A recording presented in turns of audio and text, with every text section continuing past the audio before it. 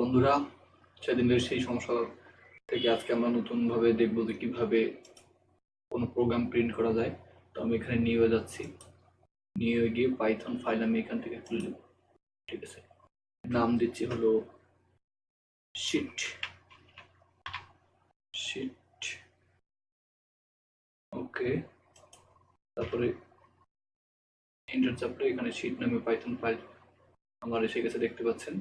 আর এখানে আমার পাইথনের এডিটর এসে গেছে। আমি এখানে একটা প্রিন্ট করে আপনাদেরকে দেখাচ্ছি।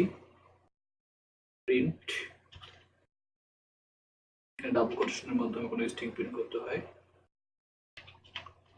This is my first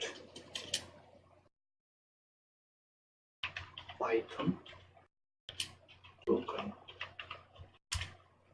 this is my first Python programme. এখন আমি রান করব। ওকে, রান।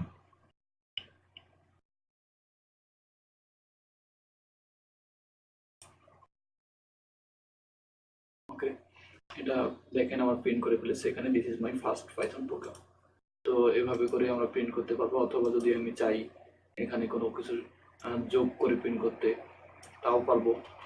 যদি আমি হলো এখানে 4+4, কিন্তু এখানে ডাবল কোটেশন দিলে আবার ওটা ওরকম প্রিন্ট করবে ডাবল কোটেশন বাদে।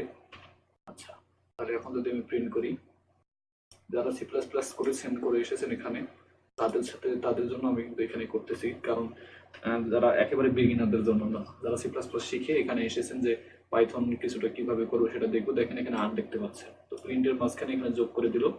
তো ধন্যবাদ বন্ধুরা, এই ছিল আজকের আমার প্রোগ্রাম।